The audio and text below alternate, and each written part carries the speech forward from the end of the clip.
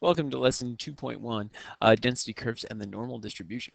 So a couple of little housekeeping things. Today and tomorrow we'll kind of focus on assignment 1, and then on Monday we'll show you how that leads into a normal distribution and that wonderful bell curve that we've been talking about, or that we've been kind of building up to. And again, you always remember that first kiss. So today we're going to talk specifically about density curves and what it actually is, and how we can use density curves to describe a situation. And then on Monday and kind of starting tomorrow, we'll kind of start talking about the parent normal curve and the standard normal curve and what a bell curve really is. Okay. Now again, remember, this was we started this last chapter, but this is going to go all throughout this year as we explore data on a quantitative variable. We will look at the graph, and the density curves are more or less graphs. We're going to look for patterns. We want a numerical summary, and we always want to consider center, shape, and spread. Oh my. When dealing with a large number of observations, though, we want a way to kind of like generalize the pattern. So today, what we're going to take a look at is density curves, and we'll get into our first simulation probably tomorrow. But of course, if you're studying density curves, the first thing that pops into your head is the chest size of Scottish militiamen from 1846. And I know you guys were all expecting it. You guys were all waiting waiting for it. So here's your data. Okay, so what I want you guys to do, just take about 5 minutes or so and pause the podcast and make your own histogram for this data set. And after 5 minutes, if I could have a brave soul to come up to the board and put it on here, and then I will show you mine.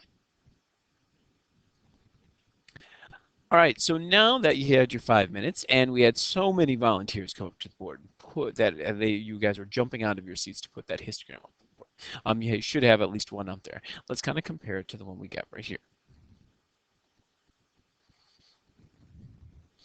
So we have our wonderful histogram, but what we really want to do is, again, we can talk about shape, center, spread. So you could kind of say the center, if I'm just going to approximate it, is probably somewhere in the around 3940. We can talk about the spread. You might talk about the shape. Looks like it has maybe a slightly longer tail on the right, so you might say it's positively skewed. But it's pretty symmetric, maybe with a slight skew, but that would be about it. Okay, but now what we want to do is we want to, again, generalize this histogram relatively quickly. For one thing, you don't want to spend a lot of time making histograms when you're dealing with a large set of data. So I want to generalize. Okay, so what we're going to do is follow the following, or is do the following. We're going to draw a sketch on our paper. And what we're going to do is approximate the mean and the median, label them on our graph. Okay. Describe the location of the mean and the median and the overall shape of your graph. Okay, and then I want you to draw a smooth curve that represents your histogram. Now, again, we're not going to make tons of histograms by hand, and the whole point of this smooth curve, this part D, is so we don't have to. So now take your histogram and do these 4 things, and take about 2-3 minutes, and again, compare with your group. So now we got our sketch. Okay, so now next we are going to find the mean and the median. Again, we're just going to approximate here. Okay, so again, from what we learned about resistant and non-resistant statistics, the median is a non-resistant statistic because it resists the effects of outliers or extreme values, where the mean is not. Okay, and we said that this thing has skewed slightly to the right, so I would probably say the median is probably right in this range. So I'll put my Q2 there. And then I might say, because of the very slight skew, that the mean is just slightly higher. Okay. Now, the overall shape of the graph, again, I might say it's slightly skewed to the right. But now, again, I want to fill this, I want to draw a smooth curve over the top of this. Okay. And again, our goal in this whole process is to save ourselves time. When we're dealing with large sets of data, okay, it might be helpful to be able to draw this sketch in maybe 10 seconds instead of 5 minutes. Okay, now there are some issues with filling out or drawing a smooth curve over a histogram like this and saying our histogram is now this nice smooth curve. Okay, and see if you and your group, just take about 10-15 seconds, see if you and your group can come up with something. Now there's one big one, especially for this data set, and quite often when we do statistics, we're dealing with discrete data. Okay, we were only using whole numbers for our chest sizes, and now we're approximating with this smooth curve. Well, this smooth curve is dense. Okay, not because it's a density curve, it's dense meaning it has an infinite number of points on it. Where do I have an infinite number of bars? No, I don't. But again, we want to save ourselves some time. So what we're going to do is we're going to approximate this histogram with a nice smooth curve. And I can draw this nice smooth curve in about 10-15 seconds, where it would take me quite a bit of time to actually make an accurate histogram. Okay. Also, it allows us to do some fancy dancy math on it. That's a curve. I can come up with equations for curves. I can do mathematics with those equations. I can do certain things. If you ever take calculus, you can find the area underneath those curves. You can find the slope on that curve.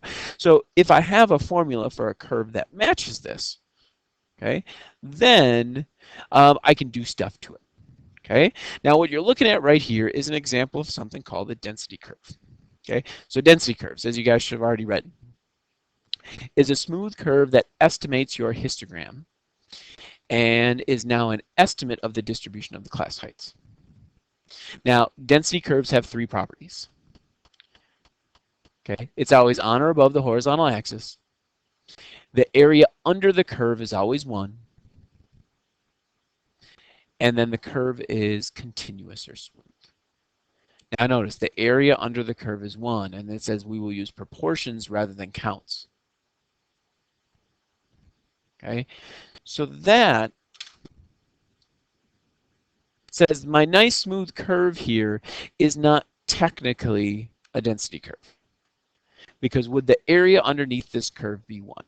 And you can find out really quick that the answer is no, because if you just look at even one of these bars, let's take one of the bars in the middle. This bar is 1 wide and over 1,000 tall. That has an area of over 1,000. Which violates one of the property of density curves. So what would we have to do to our picture right here, okay, to make it a density curve? So just take about 10-15 seconds and kind of talk it over with your group.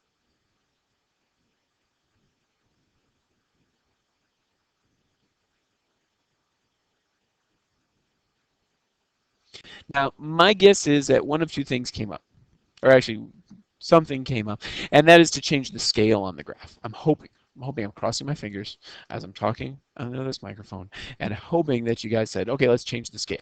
Well, we have two scales here, so let's talk about the axes. Now, you might consider changing the scale down on the horizontal axis.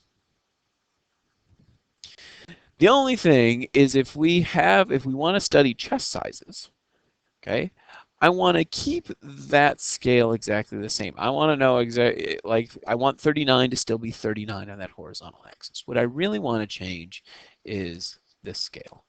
Okay, I don't want it to be frequency. It's going to be more like a relative frequency. Okay, the only thing is it's not exactly a relative frequency. What it eventually is, and what we're going to use for this is the proportion. What proportion of the chest sizes are at a certain value. Okay. So really what I want my density curve to look like is I want the exact same scale on the x-axis.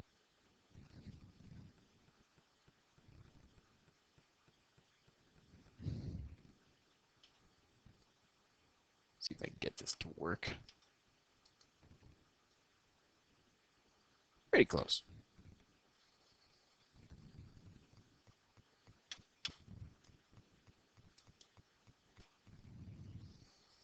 On the y-axis here, I'm going to have pretty much a proportion.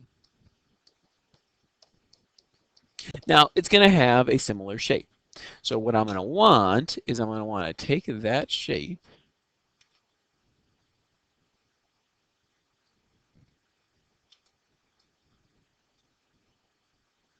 I'm going to have approximately the same shape.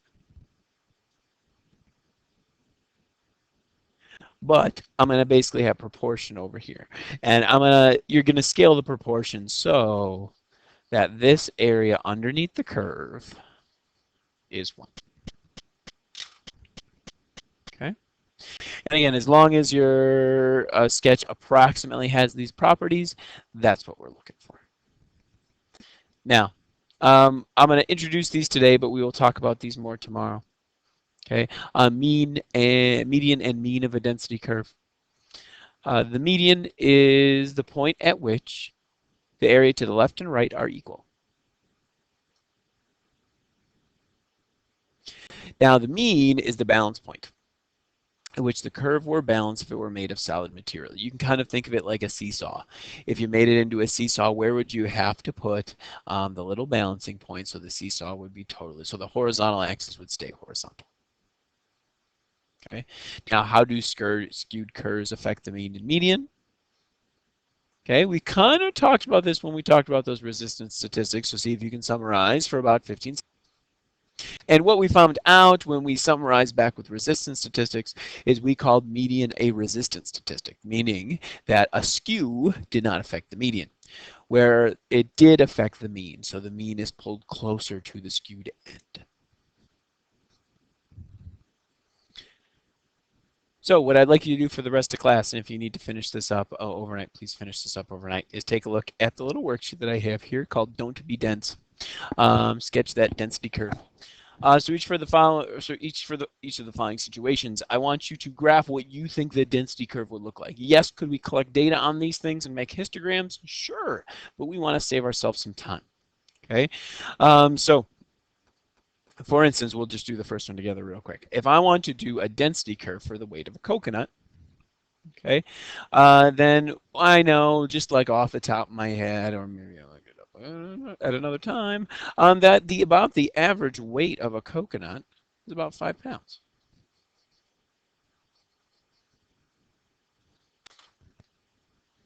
So what I'm going to do for this, if I follow my directions, is I'm going to put a little 5-pound down there. Okay. Now, what I know is that's the average weight. I'll have some coconuts above, some coconuts below. So I would predict that my density curve would look something like this. It would be relatively symmetric. If I collected enough data, I'd have just as many above 5 pounds as below 5 pounds. Now, not all of these situations will be symmetric. Some of them will be skewed. So if they are skewed, then make sure your density curve represents that. Okay, I would expect this density curve to be unimodal. Okay, if the average is about 5, I would expect most coconuts to have a weight of 5 pounds. And again, approximate. Again, you don't have to do much outside of this, but again, this should approximately have an area of 1.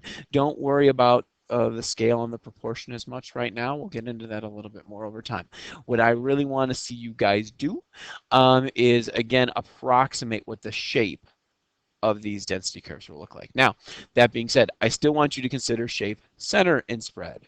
So what would the approximate center be? You don't have to be perfect, and you can estimate. You don't have to search online. And then what I mean for spread is think about skew. Also think about how wide or narrow this is. If you have a data set that you think would have a lot of variability, then make it wider. If you have a data set, if you think coconuts are all really close to 5 pounds, then you would make this still symmetric, but much more narrow. Okay, and actually if it's much narrower, then it might be a little bit taller as well, because you might have a larger proportion of the coconuts at 5 pounds than you do at the weights going away from 5 pounds. So notice this area underneath would still be 1. Okay, so your task for the rest of class is to try to make a density curve for each one of these. All right, we will see you guys tomorrow.